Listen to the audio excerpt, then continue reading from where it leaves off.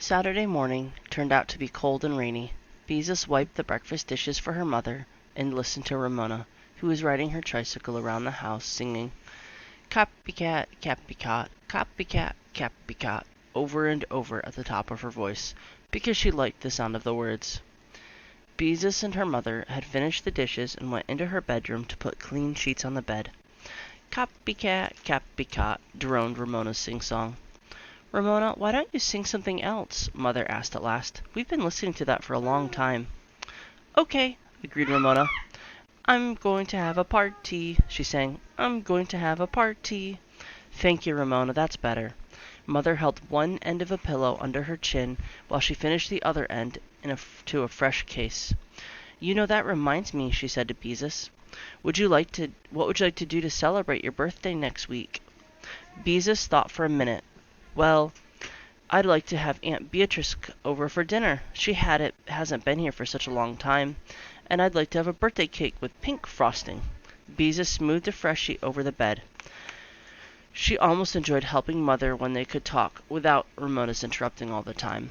The rain beating on the windows and Ramona's happy sing-song made the day seem cozy and peaceful. "All right, that's exactly what we'll do." Mother seemed really pleased with Beezus' suggestions. "It's a long time since we've seen Aunt Beatrice, but of course teachers always have a lot to do when school starts." Beezus noticed that Mother gave a little sigh as she smoothed her side of the sheet. "She'll probably have more time now that the semester has started, and it really isn't long before Thanksgiving and Christmas vacation. We'll see a lot of her then." "Why, Mother misses Aunt Beatrice too," thought Beezus. "I believe she misses her as much as I do, even though she never says so." Leaving Beezus with the new and surprising thought that grown-ups sometimes miss each other, Mother gathered up the sheets and pillowcases that had been removed from the beds and carried them to the basement. While she was downstairs, the telephone rang. "Answer it, will you, Beezus?" Mother called. When Beezus picked up the telephone, a hurried voice said, "This is Miss Kemp. Do you mind if I leave Willa Jean when I bring Howie over this afternoon?" Just a minute, I'll ask Mother." Beezus called down to the basement, repeated the question. "Why, no, I guess not," Mother replied. "Mother says it's all right," Beezus said into the telephone. "Thank you," said Miss Kemp. "Now Howie, stop banging. Have a chance to do some shopping." Well, thought Beezus when she'd hung things up, things won't be quiet around here much longer. Howie, who was in Ramona's class at nursery school, was the noisiest little boy she knew, and he and Ramona often quarreled. Willa Jean was at an awkward age, too big to be a baby, and not big enough to be out of diapers. "You know," said Mother, when she came up from the basement, "I don't remember telling Miss Kemp that Howie could come over this afternoon. But maybe I did. I've had so much on my mind lately trying to get to nursery school rummage sale organized." After an early lunch, Mother decided there'd be enough time to wash everybody's hair before Howie and Willa Jean arrived. She put on her oldest dress, because Ramona always squirmed and got soap all over her. Then she stood Ramona on a chair, made her lean over the kitchen sink, and went to work. Ramona howled, as she always did when her hair was washed. When Mother finished, she rubbed Ramona's hair with a bath towel, turned up the furnace thermostat so the house would be extra warm, and gave Ramona 2 graham crackers to make up for the indignity of having her hair washed. Then Beezus stepped onto the stool and bent over the sink for her turn. After Mother had washed her own hair, and before she went into the bathroom to put up in a pin curls, she said to Beezus, "Would you mind getting out the vacuum cleaner and picking up those graham cracker crumbs Ramona spilled on the rug?" Beezus didn't mind. She rather liked running the vacuum cleaner, if her mother didn't make a regular chore out of it. "I'm going to have a party," sang Ramona over the roar of the vacuum cleaner. Then she changed her song. "Here comes my party," she chanted. Beezus glanced out the window and quickly switched off the vacuum cleaner. 4 small children were coming up the front walk through the rain. A car stopped in front of the house and 3 children climbed out. 2 more were splashing across the street. "Mother," cried Beezus, "come here quick." Ramona wasn't pretending. Mother appeared in the living room just as the doorbell rang.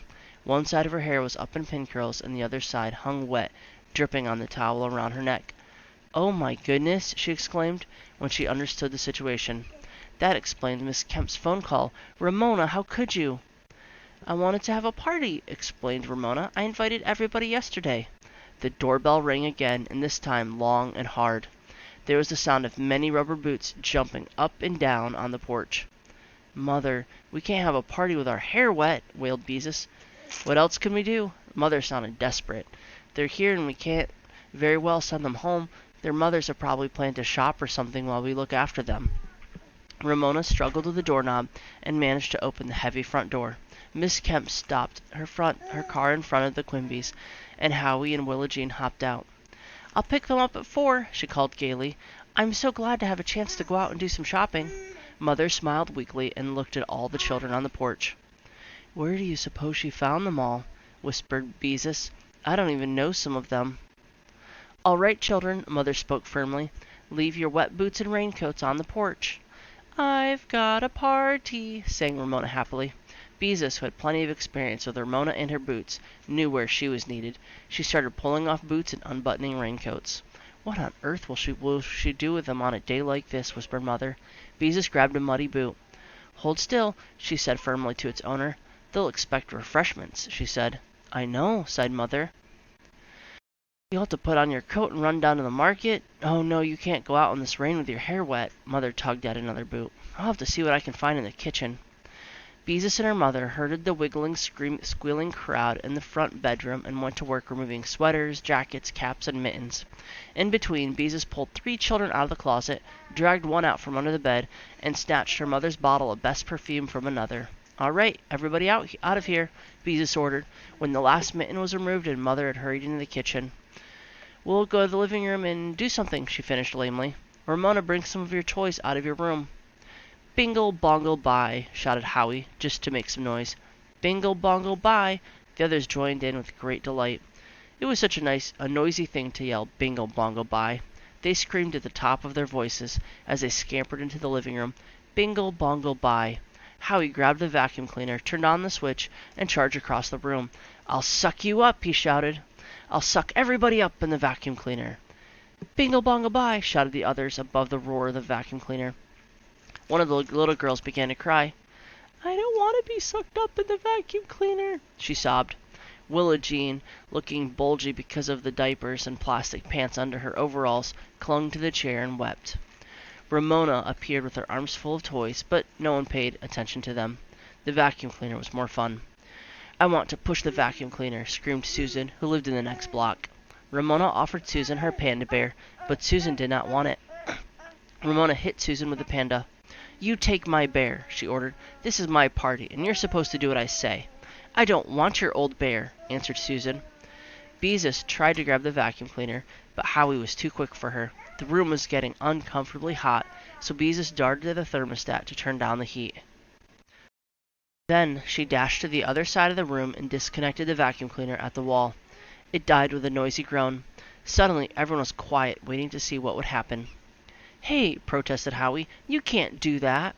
Beezus frantically tried to think of some way to keep 15 small children busy and out of mischief. At least, she thought there were 15. They didn't stand still long enough to be counted. "Where's the party?" one little boy asked. Ramona appeared with more toys, which she dumped on the floor. This time she brought a drum. Howie quickly lost interest in the vacuum cleaner and grabbed the drum. Beezus seized the vacuum cleaner and shoved it into the hall closet, while Howie began to beat the drum. "I'm leading the parade," he said. "You are not," contradicted Ramona. "This is my party." Susan snatched a pink plastic horn and tooted it. "I'm in the parade, too," she said. "I want to be in the parade. I want to be in the parade," cried the others. That was it. They could play parade. Beezus ran to the bedroom and found a whistle and a couple of horns left over from a Halloween party. What else could be used in a parade? Flags, of course. But what could she use for flags? Beezus thought fast. She gathered up 2 yardsticks and several rulers, and she ran to the front bedroom and snatched some of her father's handkerchiefs from a drawer. She had to move fast before the children grew tired of the idea. "I want to be in the parade," screamed the children. "Mother, help me," cried Beezus. Somehow Beezus and her mother got father's handkerchiefs tied to the sticks and distributed to the children who did not have noisemakers. Howie banged the drum. "Follow me," he ordered, beginning to march. The others followed, blowing whistles, tooting horns, waving flags. "No!" screamed Ramona, who wanted to be boss of her own party. "You wanted a party," Mother reminded her. "If your guests want to play parade, you'd better join them." Ramona scowled, but she took a flag and joined the parade rather than be left out entirely at her own party. Playing parade was a wonderful idea, Mother smiled at Beezus. I hope it lasts. So do I, Beezus agreed. Bingle bongle bye, yelled the flag wavers. Howie led the parade, including a sulky Ramona, out of the living room, down the hall, through the kitchen and the dining room, and back into the living room again. Willa Jean toddled along at the end of the procession. Beezus was afraid the parade might break up, but all the children appeared delighted with the game. Into the bedroom they marched out again. Beezus opened the basement door. Down the steps, Howie led the parade. Willa Jean had to go down the steps backwards on her hands and knees. 3 times around the furnace marched the parade, and up the steps again before Willa Jean was halfway down. Beezus opened the door of the attic. Up the steps marched the parade. Stamp, stamp, stamp, went their feet overhead. Stamp, stamp, stamp. Beezus remembered something Ramona had joined when she was still in diapers. She lugged Willa Jean up in the basement steps, sat her in the middle of the kitchen floor, and handed her the egg beater. There, don't step on her, she said to her mother. Thank goodness, sighed Mother. Maybe they'll play parade long enough for us to fix something for them to eat. What'll we give them? Beezus asked. Mother laughed. This is a wonderful chance to get rid of all that applesauce. Let's hurry and get it ready before they get tired of their game. Get the colored paper napkins out of the cupboard, and, oh dear, what shall we do for chairs? They can sit on the floor, suggested Beezus, looking through the cupboard for napkins. I guess they'll have to. Mother took the applesauce out of the refrigerator. If we put a couple of sheets down for them to sit on, maybe they won't get applesauce on the rug. The parade tramped down the attic stairs and through the kitchen. But Mother, cried Beezus, when the drum and horns had disappeared in the basement again. The only napkins I can find are for St. Valentine's Day and Halloween. They won't do. They'll have to do, said Mother. Beezus spread 2 sheets in the middle of the living room floor. Then she went into the kitchen to help Mother, who was tearing open 3 boxes of Fig Newtons. It's a good thing I bought these at the sale last week, she remarked. Are we going to give them lemonade or anything to drink? Beezus asked. Not on my living room rug. Mother rapidly spooned applesauce into dishes. Applesauce and Fig Newtons are bad enough. Maybe if we feed them right away, some of them will think the party's over and go home. Beezus piled Fig Newtons onto 2 plates. I hope so. This many small children in the house on a rainy day is too much. The parade stamped across the attic floor again, and Mother had to raise her voice to make herself heard. It sounds as if they were coming through the ceiling. Let's catch them the next time they come through the kitchen and hand out the applesauce, Beezus shouted back. Then maybe we can get them to march into the living room. It was not long before Howie led the parade into the kitchen again. He stopped so suddenly that the children bumped into one another. When do we eat? He demanded. Now! Beezus thrust a dish of applesauce and a spoon into his hands. I want some! Cried the others. Mother handed a second child some applesauce. Forward! March! She ordered. Beezus led Howie into the living room, and the rest of the parade followed with their applesauce. You sit there, she said to Howie, pointing to a place on the sheet. She was relieved to see the others seat themselves around the edge of the sheet. Quickly she handed out paper napkins. I want one with witches on it, demanded a boy who had a Valentine's napkin. I want one with hearts, wailed a girl who had a Halloween napkin. Beezus hastily counted the napkins. Yes, there were enough of each kind to go around. 2 napkins apiece would be safer anyways. She handed each child a second napkin, and they all began to eat their applesauce, except a little girl who did not like applesauce. Ramona was beaming, because refreshments were the most important part of any party, and now at last her guests were behaving the way she wanted them to. Mother came out of the kitchen with a plate of Fig Newtons, which she handed to Beezus. Here, pass these around, she said. I think I'd better help Willa Jean. Willa Jean knew how to eat with a spoon. The trouble was, she had to pick up the food with her left hand and put it into the spoon, which she held with her right hand. Then, most of the time, she was able to get it into her mouth.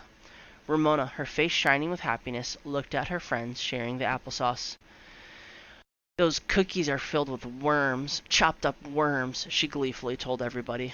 Why, Ramona, Beezus was shocked. They aren't either. They're filled with ground-up figs, you know that.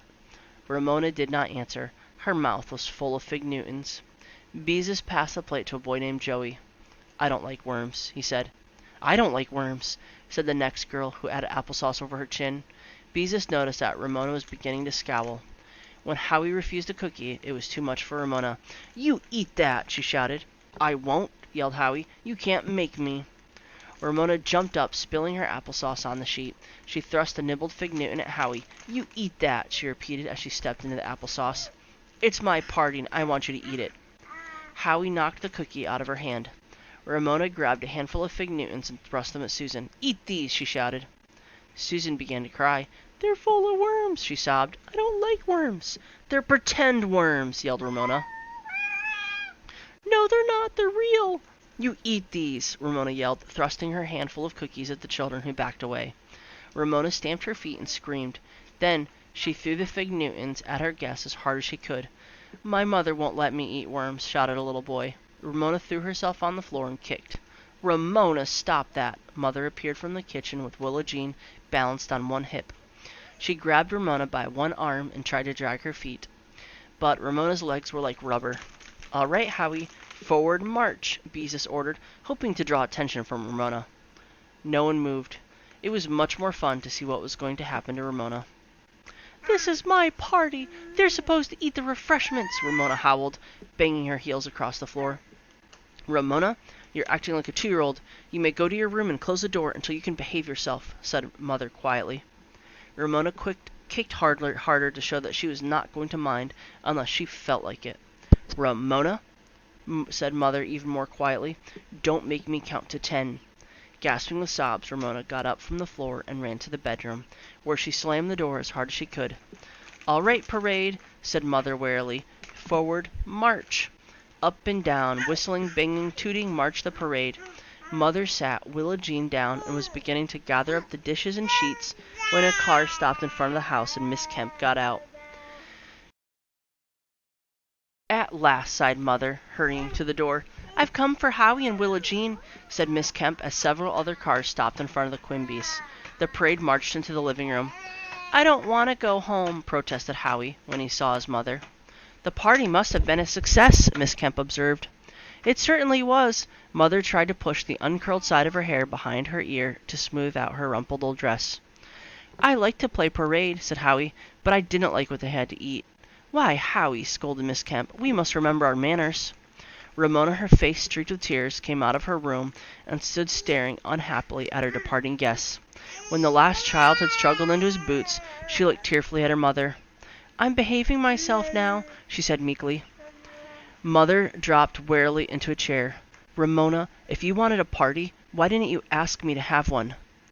"Because when I ask, you don't let me do things," explained Ramona, sniffing. Beezus couldn't help feeling there was some truth in Ramona's remark. She had often felt that way herself, especially when she was younger. "Mother, did I do things like Ramona when I was 4? She asked. "You did some of the things Ramona does now," said Mother thoughtfully, "but you were really quite different. You were quieter, for one thing." This pleased Beezus. One of the reasons she sometimes disliked Ramona was that she was never quiet when she could manage to be noisy. "Of course, there are some things that all 4-year-olds do," Mother continued, "but even sisters are usually different, just the way your Aunt Beatrice and I were different when we were girls. I was a bookworm and went to the library 2 or 3 times a week. She was the best hopscotch player and the fastest rope jumper in the neighborhood, and she was better at jacks than anybody in our whole school." That surprised Beatrice. She had never thought about her mother and aunt as children before. She tried to picture her school teacher aunt jumping rope, and found to her surprise that it was not very hard to do. Of course, Mother and Aunt Beatrice must have been different, and when they were girls, because they were so different now that they were grown up. And she was glad they were different. She loved them both. "Did I have tantrums too?" Beezus asked. "Once in a while," said Mother.